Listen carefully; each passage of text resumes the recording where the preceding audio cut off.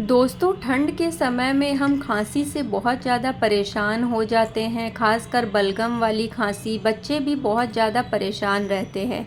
तो आइए हम वेदांत सर से जानते हैं कि आखिर इस समस्या यदि का एक क्या नींबू को आप 20 इलाज है। सेकंड तक गैस पर रखते हो, फिर उसे बीच में से काट कर उसका रस एक चम्मच में निकाल कर उसमें थोड़ा सा अदरक का रस, शहद और काला नमक मिलाकर चाटते हो, तो ये रहस्यमय मिश्रण आपके शरीर में म्यूकोलाइटिक एक्शन को शुरू कर देता है, जो आपकी पुरानी से पुरानी खांसी और जमे बलगम को बाहर फेंकने का काम करता है। ठंड के समय